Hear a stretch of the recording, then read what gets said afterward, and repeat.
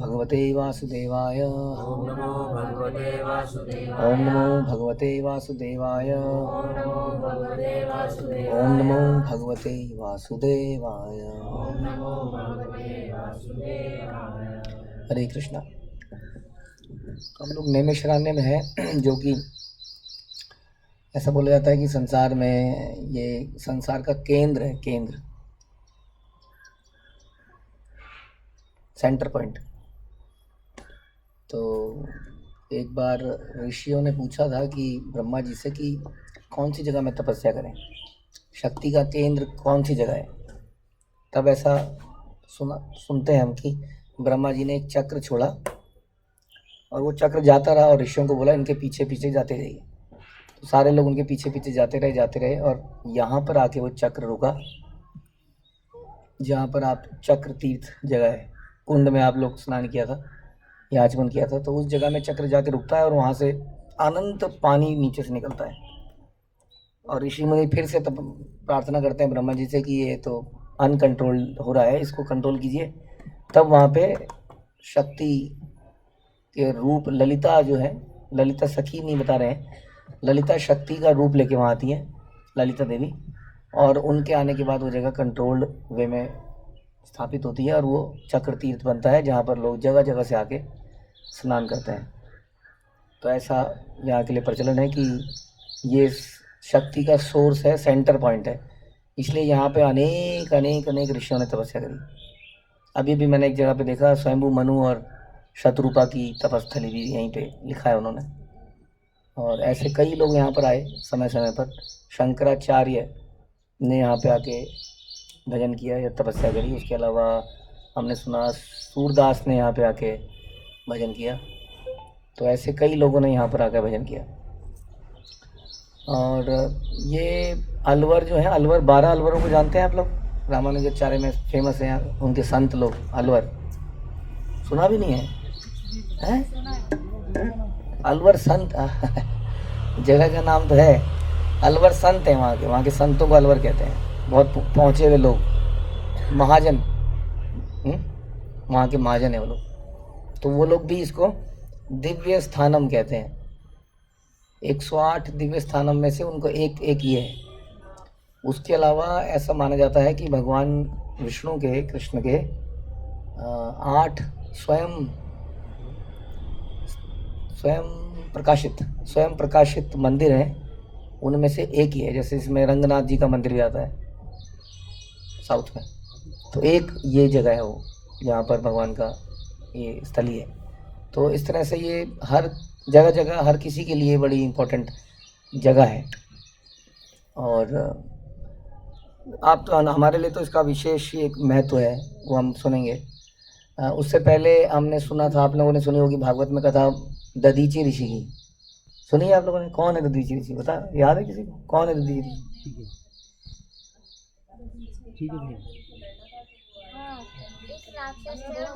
दधीची ऋषि एक राक्षस थे। हाँ, एक मुनि थे, तो एक राक्षस को जब इंद्र को मारना था तो उनसे उनकी हड्डियां मांगी गई थी, तो उन्होंने दे दी हड्डियों से। तो राक्षस का नाम क्या था?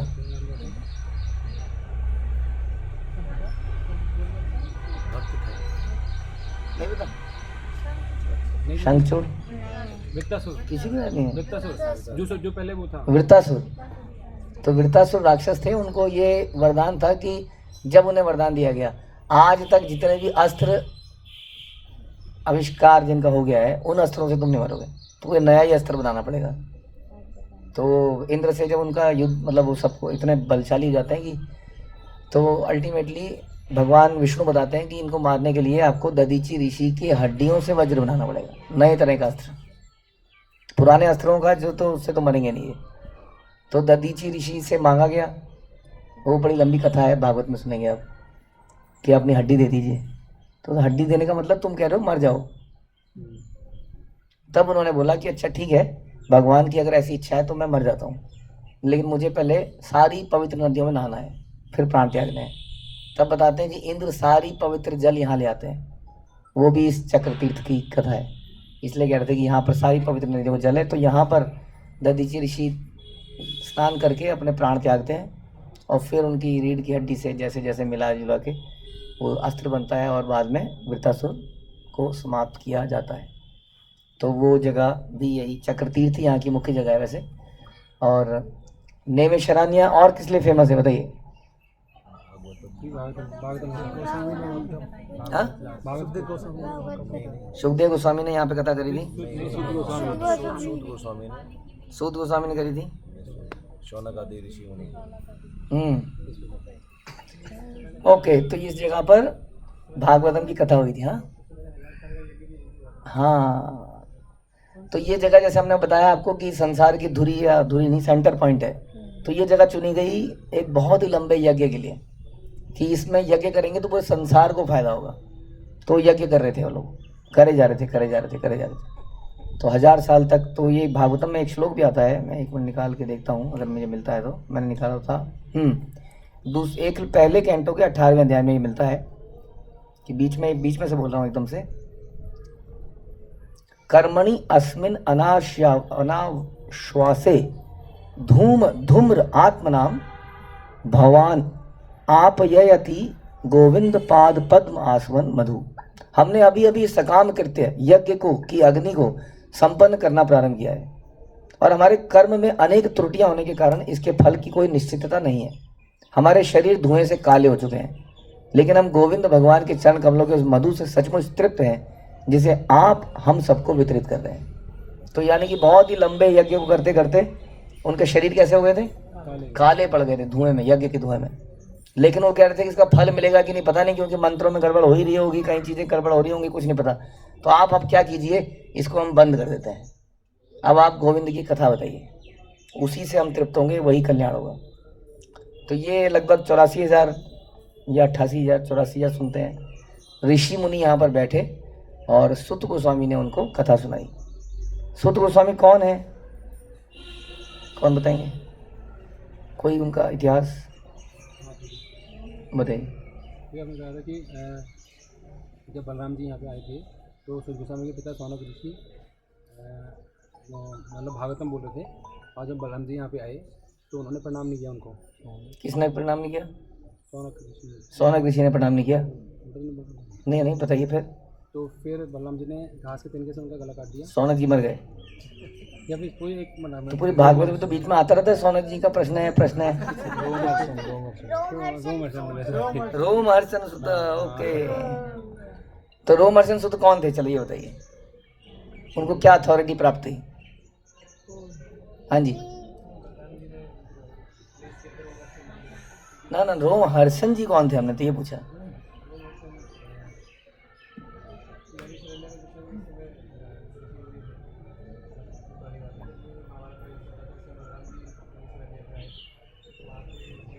वो तो यही कथा वो ये बता रहे थे। हाँ ठीक है, लेकिन उनका इतिहास क्या है रोमहर्षण का? उनको अथॉरिटी कहाँ से मिली भागवत करने की?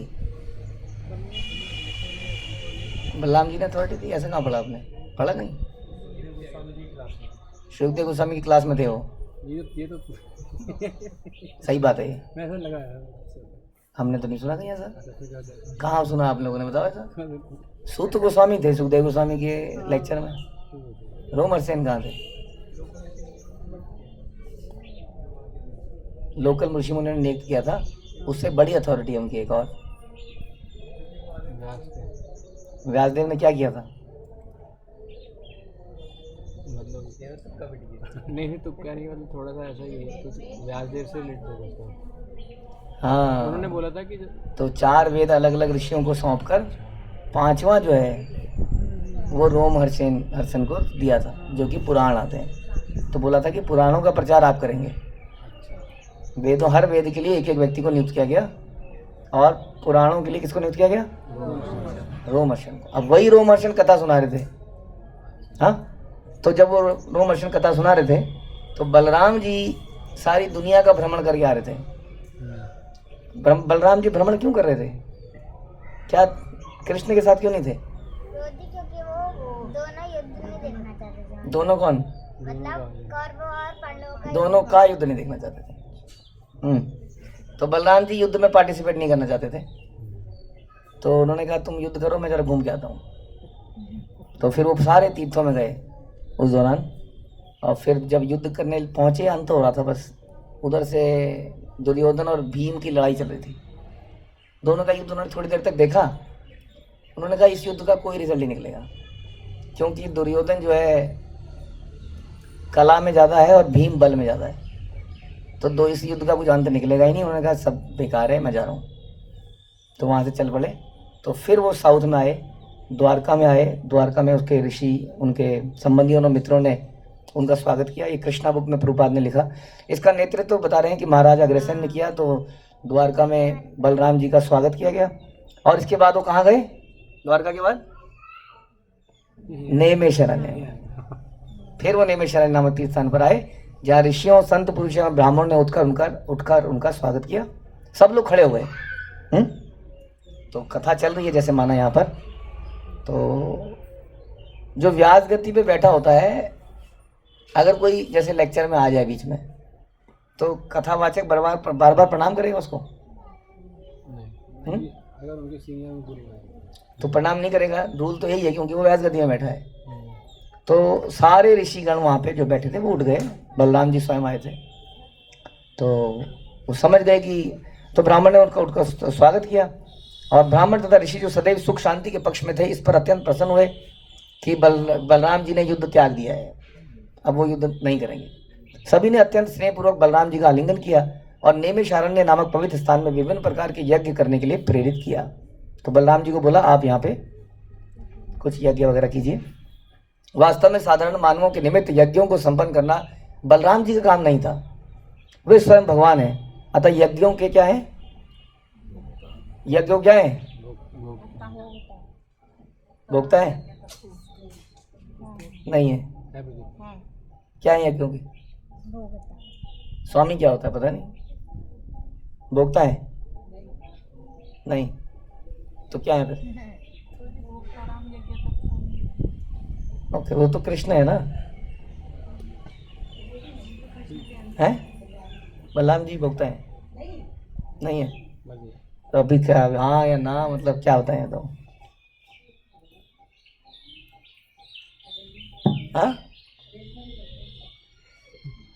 हाँ, तो बलराम जी भी भगवान ही है इस उद्देश्य से। तो बलराम जी भी एक प्रकार के भोक्ता ही हैं। वो कृष्ण के लिए दास हैं, लेकिन वो भगवान ही है, वे श्री भगवान हैं। अतः वे सभी यज्ञों के भोक्ता हैं। यज्ञों का संपादन करने में उनका अनुकरणीय कार्य सामान्य मानव को पाठ पढ़ाने के लिए कि किस तरह से हमें करना चाहिए। तो भगवान बलराम जी ने नेमिषारण्य में ऋषियों एवं संत पुरुषों को इस विराट जगत के साथ जीवों के संबंध के विषय में उपदेश दिया। इस जगह पर क्या उपदेश दिया? बताइए फटाफट, क्या उपदेश दिया? जीवों के संबंध के विषय में। क्या है जीवों का संबंध? हाँ, किसका दास? भगवान का। ओके, तो उपदेश दिया कि इस ब्रह्मांड को किस तरह स्वीकार किया जाए। तो इस ब्रह्मांड को किस तरह स्वीकार किया जाए? बताइए जी, इस ब्रह्मांड को किस तरह स्वीकार किया जाए? भगवान की सृष्टि है और टेम्परेरी है। टेम्परेरी है, भगवान की सृष्टि है, टू हेल्प विद इट। और कोई उपाय, और कोई विचार? यही विचार है, एक ही विचार है। हमें संसार से अगर आप शांत हैं तो मैं बोलूंगा आपका यही विचार है, नहीं तो मैं समझूंगा जो विचार है। यही विचार है। कौन है आप लोगों का, कौन गधा आप लोगों को क्लास देता है आपकी कि to help with this world is it temporary? हाँ, ये जो है उसको भगवान की कैसे स्वीकार किया है संसार को कि भगवान की सेवा में इसको लगाया जाए, ऐसे स्वीकार किया जाए। धाम जाना है वो भी नहीं है, कैसे इसको भगवान की सेवा में लगाया जाए। धाम भी जाना है, ठीक है। तथा सिद्धि का सर्वोच्च लक्ष्य प्राप्त करने के लिए किस तरह ब्रह्मांड से अपने को संबंधित किया जाए। सर्वोच्च लक्ष्य प्राप्त करने के लिए सर्वोच्च लक्ष्य क्या है? ये तो नहीं है सर्वोच्च लक्ष्य। संबंधित सब मतलब एक पत्नी का सर्वोच्च लक्ष्य शादी हो जाए बस, बाकी का तो रजिस्ट्री हो जाए। क्या है? सेवा करना है ना, तो संबंध भी तो है, लेकिन अल्टीमेट ऑब्जेक्टिव है सेवा करना। उसको पूरा करने के लिए क्या किया जाए? इस ब्रह्मांड को स्वीकार किया जाए, उस उद्देश्य से। कि संपूर्ण विराट जगत भगवान पर आश्रित है, भगवान अपने परमात्मा रूप में सूक्ष्म से सूक्ष्म परमाणु के भीतर व्याप्त हैं। तो बलराम जी ने उसके बाद अवभृत स्नान किया, जिसे यज्ञ संबंधी क्रियाओं की समाप्ति के उपरांत स्वीकार किया जाता है। स्नान करने के बाद उन्होंने नवीन रेशमी वस्त्र धारण किए और अपने संबंधी और मित्रों के मध्य स्वयं को सुंदर आभूषणों से सज्जित किया। वे आकाश में अनेक नक्षत्रों के बीच प्रकाश में पूर्ण चंद्रमा के समान लग रहे थे। तो बलराम जी स्वयं भगवान ही है। तो इस प्रकार से उन्होंने अलंकार वगैरह खूब उनको सजाया गया। हाँ, और ऐसा सुनते हैं हम कि उसके बाद जब बलराम जी आए तो रोमहर्षण जो थे वो खड़े नहीं हुए, आउट ऑफ एनीथिंग। क्या कंफ्यूजन रहा उनको पता नहीं, वो खड़े नहीं हुए। तो ये बलराम जी को ठीक नहीं लगा और बलराम जी ने क्या किया, एक कुशा या तिनका को उठाया और तिनके से तलवार बनी, मतलब बनी नहीं, मतलब तिनके से ही ऐसे किया तो क्या हुआ, उनकी गर्दन अलग हो गई। तो ये थोड़ी जाति नहीं है, मतलब कोई खड़ा नहीं हुआ तो उसको गर्दन काट देनी चाहिए, है ना। चैतन्य तो क्या करना चाहिए था, प्यार से बोलना चाहिए था। प्यार से बोला जा सकता है, लेकिन खतरे की बात क्या है इसमें, इसमें खतरा किस बात में था, इतना बड़ा स्टेप क्यों लिया गया फिर?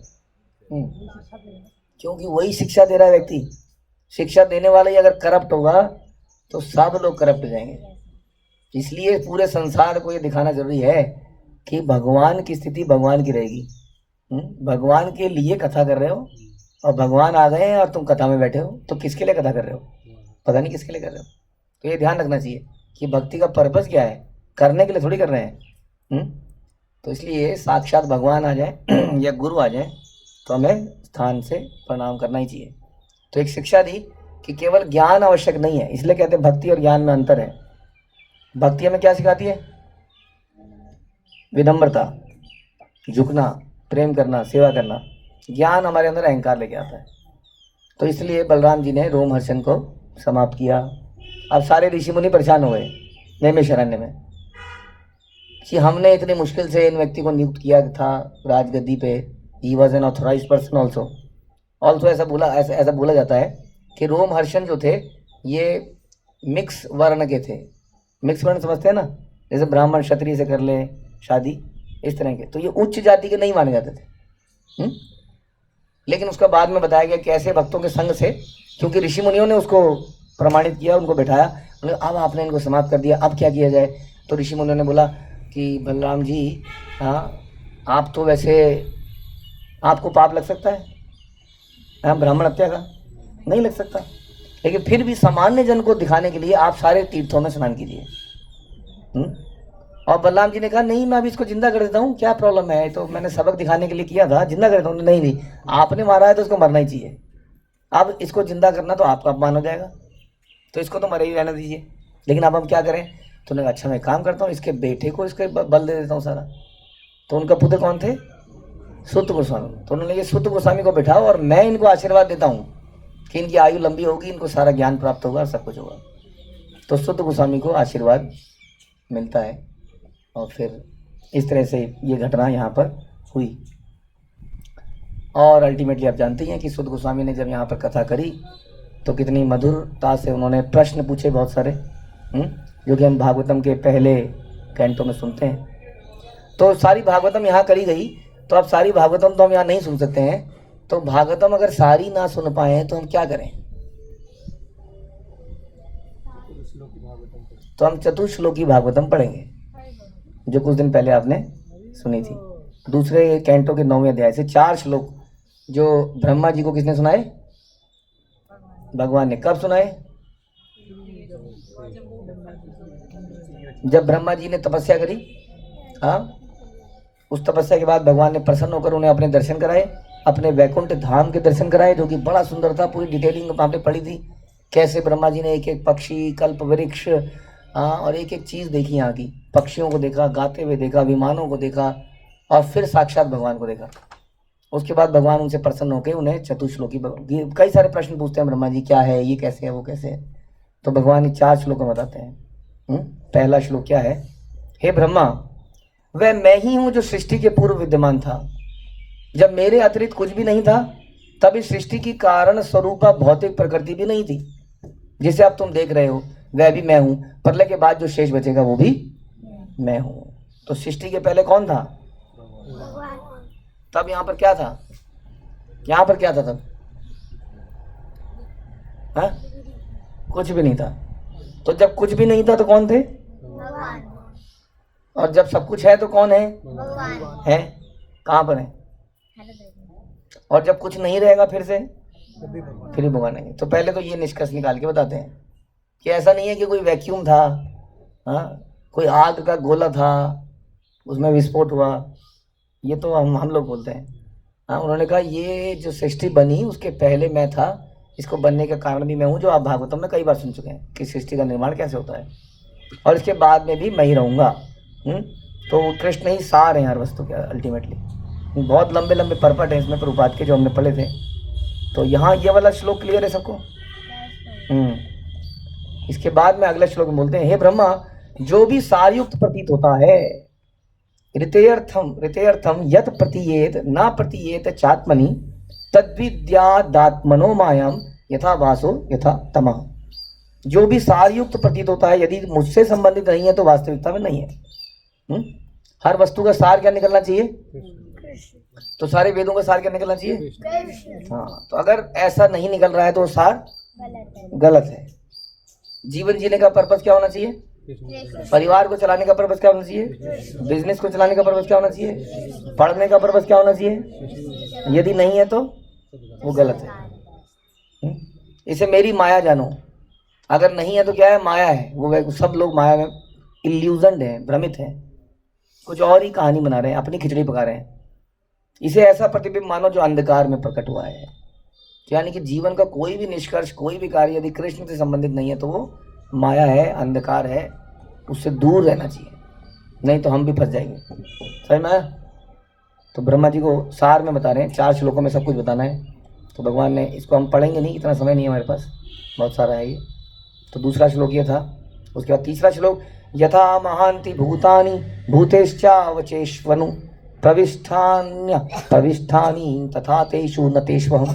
हे ब्रह्मा, तुम ये जान लो कि ब्रह्मांड के सारे तत्व विश्व में प्रवेश करते हुए भी प्रवेश नहीं करते। उसी प्रकार मैं अपने द्वारा उत्पन्न प्रत्येक वस्तु में स्थित रहते हुए भी प्रत्येक वस्तु से पृथक रहता हूँ। क्या मतलब है इसका? बताओ जी। भगवान ने ये सारी चीजें बनाई और आपने बोला भगवान हर चीज में है। अगर वो हर चीज में है, हाँ, तब भी हर चीज में नहीं है, बता रहे हैं, तब भी मैं अपना पृथक अस्तित्व बनाए रखता हूँ। इसका क्या मतलब है? हाँ? भगवान का साकार रूप भी है और उसके अलावा भगवान हर चीज में व्याप्त है। तो कोई जैसे चीनी है, एक डब्बे में चीनी है, आपने शिकंजी बनाई 100 गिलास, चीनी उसमें डाल दी, चीनी हर जगह व्याप्त हो गई? चीनी डब्बे में है? ये कह रहे हैं कहाँ है डब्बे में? कोई जादूगिरी थोड़ी कर रहे हैं हम। जब भी डब्बे की चीनी आपने ग्लास में डाली तो ग्लास डब्बे में कैसे है? बची हुई है तो ना, 100 गिलास और बना लिए तो है। चीनी तो पूरी भौतिक, ये थोड़ी पूछा हमने भौतिक है या तो ऐसा पूछा हमने? तो फिर हमने कहा चीनी डब्बे में है, नहीं है प्रभु। नहीं है। तो वैसे ही भगवान कह रहे हैं कि जब मैं हर चीज में चला गया तो मैं अलग से रहा? नहीं रहा, रहे, अलग से भी रहे। जैसे आप बताते हैं कि पिता पुत्र को जन्म देने के बाद भी अलग से। किसका? कैंडल लो पे लो चलती जाती है।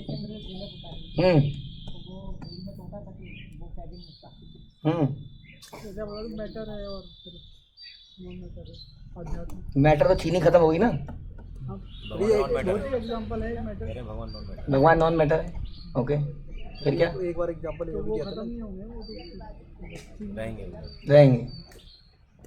तो यही है असली सच्चाई, जो कई जगह भ्रमित हैं लोग इस सच्चाई से। अधिकतर लोग जो आध्यात्मिकता में है वो इसी भ्रम में है कि भगवान का कोई साक्षात रूप नहीं है, क्योंकि वो हर चीज में चले गए। तो लोग कृष्ण को क्या कहते हैं? फिर कृष्ण है तो क्या है वो? निराकार कहते हैं। नहीं, कृष्ण क्या है फिर?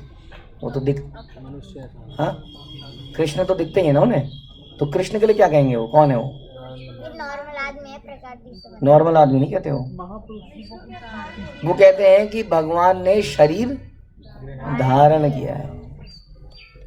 शरीर तो नहीं है उनका वैसे, क्योंकि वो तो घुल मिल गए। अब दोबारा से उन्हें खाने के लिए पीने के लिए क्या करना पड़ता है? शरीर दाना पड़ता है। जैसे भूत होते हैं, भूत को कुछ करना है तो क्या करता है? किसी शरीर को ढूंढता है और उसमें घुस जाता है। वैसे भगवान भी भूत जैसे हैं, ऐसा कहते हैं वो, कि जब तक कोई शरीर नहीं मिलेगा बेचारे बैठे रहेंगे। कोई आएगा इस पेड़ के नीचे से तो छलांग मार के घुस जाऊंगा उसके अंदर। हाँ, पीपल के पेड़ के नीचे रात को भूत घुसेगा ऐसे। तो ऐसा लगता है आप लोगों को भगवान के बारे में? तो भगवान का हमेशा वो सच्चिदानंद शरीर रहता है। तो ये भगवान ने इस श्लोक में समझाया। इसको हम अचिंत्य भेदाभेद भी कहते हैं। और आखिरी श्लोक क्या है? एतावदेव जिज्ञासम तत्व जिज्ञासुनात्मनः अन्य अन्वय व्यतिरेकाम काभ्याम यत स्यात् सर्वत सर्वदा। जो व्यक्ति परम सत्य रूप श्री भगवान की खोज में लगा हो, किसके लिए बता रहे हैं? सुना नहीं आपने? जो व्यक्ति परम सत्य रूप भगवान की खोज में लगा हो, किसके लिए बता रहे हैं? किसके लिए बता रहे हैं? हमारे लिए बता रहे हैं। आप खोज में लगे भी नहीं? नहीं, खोजने के लिए आप इतना दूर आ गए 600 किलोमीटर। खोज में लगे हो तो खोजने वालों के लिए बता रहे हैं क्या करना चाहिए उसको।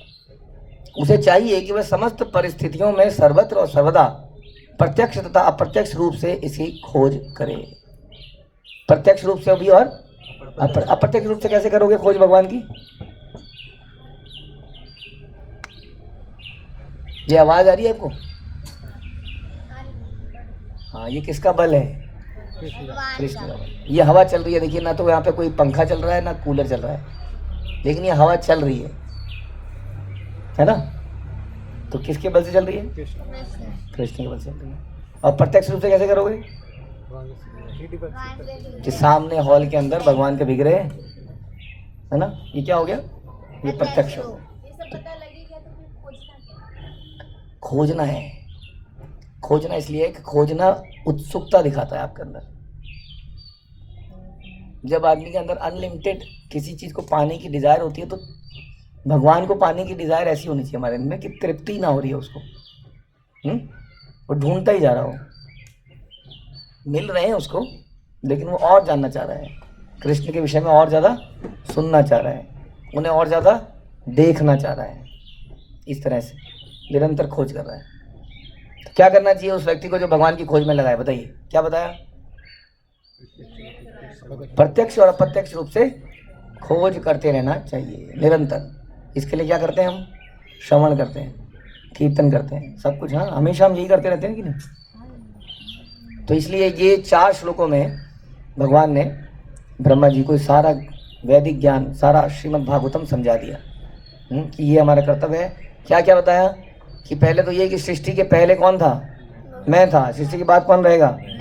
मैं रहूँगा। उसके बाद क्या बताया? हर वस्तु में यदि सार रूप में आप उन्हें नहीं देख रहे हो तो वो उसका सार ही गलत है। वो निष्कर्ष गलत है, जिसका निष्कर्ष मैं नहीं हूँ। उसके बाद बताया कि मैं हर वस्तु में हूँ, लेकिन मैं हर नहीं भी नहीं, मतलब कि मैं अलग से भी रहता हूँ। और उसके बाद क्या बताया? कि जो मेरे भक्त हैं उनको निरंतर मेरी खोज करनी चाहिए। और खोज करने के लिए निरंतर हम श्रवण कीर्तन निरंतर करते रहते हैं। इस प्रकार से आप मुझे प्राप्त कर सकते हो। तो ये अगर हम निष्कर्ष समझ लें और इस निष्कर्ष से भागवतम को सुने तो भागवतम हमें समझ में आएगी। तो ये भागवतम का सार भगवान ने ब्रह्मा जी को बताया। तो इस प्रकार से ये पूरी की पूरी भागवतम उसके बाद में ब्रह्मा जी ने डिटेल करी और ज़्यादा किसको बताई? नारद मुनि को बताई। नारद मुनि ने और डिटेल करी किसको बताई? व्यास देव को बताई। और इस तरह से आगे गई और फिर यहाँ पर नैमिषारण्य में इस पूरी भागवतम कथा को सूत गोस्वामी ने हजारों ऋषियों के सामने दोबारा रिपीट किया, जो उन्होंने किसे सुना था? नहीं, सुखदेव गोस्वामी से। और सुखदेव गोस्वामी ने कथा कहाँ पे करी थी? बिल्कुल शांति है। हाँ, सुखताल में, जो कि उधर वो भी यूपी में ही है। आई थिंक मुरादाबाद नहीं, सहारनपुर के रास्ते में कहीं है सुखताल। तो वो जगह भी आज है ऐसा कहते हैं। वहाँ पे भी एक बड़ा सा पेड़ है, उसके नीचे लोग जाते हैं, दर्शन करते हैं, जहाँ सुखदेव गोस्वामी ने एक कथा करी थी। और आपने सुना भी होगा कि गंगा जी के किनारे कई लोगों को एक कन्फ्यूज़न होती है कि कहाँ हस्तिनापुर, गंगा जी कहाँ हरिद्वार, तो गंग नहर इसका मतलब तब भी थी, इसका मतलब जो मुरादनगर से जा रही है, क्योंकि गंगा के किनारे ही तो है वो सारी जगह, हस्तिनापुर और मेरठ में ही सारे स्थल हैं वो, तो वहाँ पर ये कथा करी गई थी और उसका रिपीट टेलीकास्ट किया